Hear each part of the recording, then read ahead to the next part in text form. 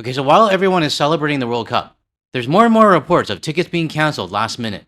And what you're looking at right now is Kelly and her dad. And they were supposed to watch the Brazil game in New Jersey last week. They traveled to New Jersey, got their hotel, and they were at the stadium, and their tickets never arrived. And they're not the only ones that had this situation happen to them. I mean, there's plenty of others. You can see some pretty angry fans in this screenshot right here. But despite that, ticket prices in Canada are still going up. And I can totally see why. I mean, Canada won 6-0 in their last game. But by the time this video is published, the game would have been over already. And I just hope everyone's being cautious when it comes to buying tickets. For me, I would just go to a bar instead. I don't have the funds to go to a game. But some locations that are having watch parties, like Granville Island, the businesses there, they're actually seeing a decline in their business. So businesses on Granville Street, they might be doing well. But those on Granville Island, not so much. So we're going to get into all of this in this video. But before I start, I want to show this clip from German football fans who decided to choose Canada instead of the US. And they also tell their reasons why. When it came to picking Canada versus the US to watch a match, what came into that decision? I came to Canada. I don't want to go to the US under this clown is there as a president, you know? Yes. I think here in Canada it's still a bit more familiar, everybody is a bit more relaxed, so they really enjoy to have the World Cup here, also to have the people around. And in USA it's 120% commercial, but here they still enjoy the atmosphere and the World Cup themselves. Yes, for sure, for some political reasons. I mean, I have the feeling also with the Peace Prize for Trump, I mean, that is even, I mean, there in the States it's even more corrupt, it's even more like with Infantino, Trump and stuff. It's not how I want to celebrate football, so that's why I prefer Canada to watch the game. Now, this isn't unique, because I've had people email me telling me that they're coming to Canada for the World Cup, not attending any games, but they're going to celebrate in Canada. So you have to wonder how many international fans are in Canada because they didn't want to go to the United States. There's something to think about. And that last guy who was talking about the Peace Prize and the corruption with FIFA. I mean, hey, you can still be a fan of the game, but you can celebrate in ways that don't support the Taco Tuesday regime, as well as a FIFA organization. So I just wanted to show this to everyone because you're not going to see this type of report from mainstream media, coming directly from international fans. So I'm going to be searching for more of these type of clips. I mean, this is the stuff that I want to hear. So if anybody watching this video right now finds clips like these, send them over my way. Alright, let's get into the first report, talking about fans not getting the tickets that they paid for. Fans are fired up over the FIFA World Cup, but some are fuming after being shut out of games. Their tickets bought on resale sites never materializing. It was overwhelming, frustrating. Canadian Kelly Monjilo and her dad were supposed to see Brazil versus Morocco in New Jersey last week. She bought the tickets through StubHub and says she was reassured they would be transferred to her FIFA app required for entrance to the game. Now, I know in my last video I had some reports on US citizens getting their ticket canceled, but I wanted to show this one because there's a Canadian getting their ticket canceled. But this time, they're out of pocket when it comes to their time and possibly the hotel that they stayed in. The pair drove from Barrie, Ontario, only to find out the tickets were not available. We were surrounded by all of the fans that were getting on the shuttles to go to the game, and everybody was happy and excited and cheering, and we were just devastated. She's not alone, many calling foul online. You can see thousands of people are angry. Jeremy Wright and his wife drove from Austin to Dallas for the Japan versus Netherlands game, only to hear from StubHub the tickets wouldn't be delivered. You cannot let people know, in this case 5 hours before kickoff, they don't have tickets. Now, my guess, the seller probably sold them for a higher price. They decided to go to the game themselves, or the tickets never existed. But this doesn't help the people that bought the tickets, made their trek and journey to the stadium, seeing all the other fans get in, and they're basically just stuck outside. At this point, their only option is to get their money refunded, because, FIFA's not going to help. All they're going to say is, you should be buying from our platform instead. StubHub says it has protections providing alternative tickets or full refunds, and says it investigates sellers that don't deliver. But it's also pointing the finger at FIFA. It says many of the issues fans are facing trace back to the event organizers' technology infrastructure, newly announced transfer restrictions, and a new app that was launched just a month ago. FIFA reminding fans it's the official ticket seller and says FIFA can guarantee the validity and delivery of tickets purchased through its official platform. So in other words, purchase your tickets through us at a higher price, and we'll guarantee that you get your tickets. This is an unfortunate reality. It's a reminder that having purchase protections is important, says this consumer advocate. Make sure that you're not going somewhere that's unsecured, that doesn't have that fan guarantee, because then you're going to be out everything. StubHub refunded Wright $1,100 for the tickets. Meanwhile, it's given Monjilo and her dad tickets to Saturday's World Cup game in Toronto. But they're still out of pocket for their travel costs. So I just wanted to show this to serve as a warning for anyone who's actually thinking about maybe going to the World Cup, or to be honest, any other sporting event that has their tickets on StubHub. But some Canadian fans, I mean, despite the warnings, they're still going to buy tickets. And to be honest, I can understand. I mean, when you love the sport, you want to go there in person. It's a totally different atmosphere. In the past, when I was younger, I spent a lot of money on Canucks playoffs tickets, which Canucks and playoffs, those two words don't mix right now.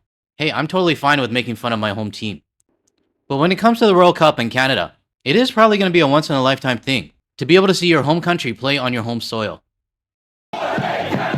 Canada's emphatic 6-0 win over Qatar Thursday has sent a wave of national pride through the entire country. And for those who want a seat to witness that excitement at BC Place, well, it just got a lot more expensive. It doesn't get any bigger than this. In one word, it's complete pandemonium. Local ticket reseller Kingsley Bailey says demand for Canada's upcoming match against Switzerland jumped dramatically as the rout unfolded. As soon as they won that game, actually halfway through the match, at hydration time, the ticket prices just went up 25% right off the bat. Well, it's textbook supply and demand. And you know what? The scammers, they're probably licking their lips right now. Just be careful for any Canadians that are deciding to buy tickets for the game.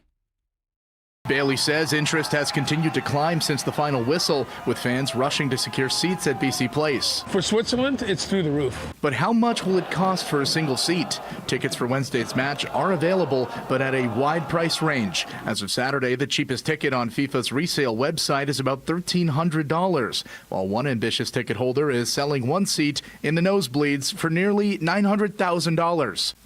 Okay, now that's just stupid. But the problem with these resale websites is that anybody could set any price that they want. The guy probably won't get his price, but unfortunately, it sets a precedence in terms of what the average price is going to be.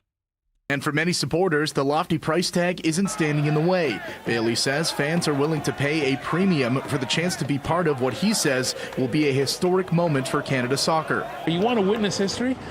Go to Canada, Switzerland, because you are going to see Canada qualify at the top of their group by the end of that game. The excitement isn't limited to local fans. Bailey says tourists from around the world have come through his door, all hoping to be inside of BC Place for Canada's World Cup journey. And you didn't even realize there's a soccer game on you. Now you might want to go, don't you? Oh yeah, so bad. Bailey believes the scale of interest now surpasses anything the city saw during the 2010 Winter Olympics. There's no comparison. The 2010 was a precursor to what's happening today. You cannot even compare. Now, this part here, I actually don't doubt that. But the problem that I still have, it might be beneficial for anybody going to the game, or for the businesses that are racking in the beer tabs and stuff. But for everyday Canadians that really aren't interested in the FIFA World Cup, who are still paying for it through their taxes, how are you benefiting from it? Don't get me wrong, I'm not trying to be a downer on this, right? I mean, yeah, I got my issues when it comes to the FIFA organization, but I do want Canada to succeed in the World Cup, and I want businesses to benefit. I mean, yeah, it's a great party and everyone's having fun right now. But after the party's done, you're going to get that bill. And I'm sure there's going to be news reports later on down the road. Was the FIFA World Cup worth it? Now, for some businesses in Granville Island, it's already not worth it. If you're not from my hometown of Vancouver and you're not sure what Granville Island is, it's a small island underneath the Granville Street Bridge, and it has lots of local artists, food, vendors, craft shops, art galleries, and small businesses that have handmade goods. Oh, we have a public market there where you can get fresh seafood and things too. This photo I took right here is from Granville Island. But the CBC podcast that I'm going to show everybody in a few seconds, it describes the mismatch in the people coming to Granville Island now for the watch party versus the regular clientele and shoppers that do spend money on the island. So basically, long story short, not all businesses are benefiting from the World Cup. And in fact, the arts and cultural businesses on Granville Island are actually suffering. Let's take a look. In the last couple of weeks, we've had this enormous watch party area set up in the middle area of the island, which has 1,000-seat capacity. And yeah, it has definitely affected business because what we're having is lots and lots of soccer fans coming down and basically just sitting and watching soccer all day long. Now, Granville Island at times can be hard to find parking. I mean, if it's a busy day, you could be circling the island for a few times trying to find parking. And that's without an event. But when you have a World Cup fan zone there, the first thing I think about is like, okay, parking is going to be crazy. I'm either going to take the C bus over or take a bus. But many others are just going to avoid it altogether. And that's actually hurting the arts and cultural businesses that are there. Holy, like, I just gave you a treat. I don't know what's going on with the co-host today. And Granville Island is one of those places where, especially with tourists, they don't really know about the market, which is obviously the main draw on the island. So they get dropped off at the far east end of the island and don't really know where to go, and they find their way around the island. So invariably, we have a lot of people who either get lost or visit quite by chance. But it's kind of one of those things that this last couple of weeks, it's been unbelievably quiet, which is really surprising. Okay, well, surprising because what were your expectations when you heard that there would be, hundreds of thousands of soccer fans descending on the city? Well, I can honestly say that I've been on Granville Island for like 35 years now, so my expectations weren't particularly high. I was there during the Olympics, and despite all the foo-furore about how busy the city is going to be and how it's going to be great for business, I understand that when these kind of events happen, it's often not that great for certain businesses. I'm sure that there are merchants who are doing very, very well. It's a mismatch in terms of clientele. Granville Island brings in a lot of tourists and people that are more into the arts and culture industry. For the World Cup, it's going to bring in people that are not there for the shops that are on Granville Island. If you ask me, it was the wrong place for a fan zone. I mean, just put it on Sunset Beach or like Vanier Park or something. Or maybe they already have it there. I don't know. I'm not back home right now. But as you can tell, it's definitely affecting businesses on Granville Island. Particularly, obviously, those that sell beer and snacks and stuff in the watch party area.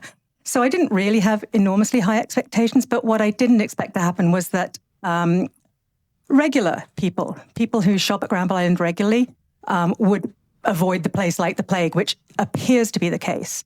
And I think that what's actually happened is that people have probably been a little scared to come down because they've been told about this massive watch party and there's going to be limited parking. In fact, no parking, don't ever bring your car down, that kind of thing. And I think that there's a lot of, there's probably a lot of fear around Granville Island being an absolute zoo. And to be quite honest, it's not. It's very quiet down there other than in the watch party area.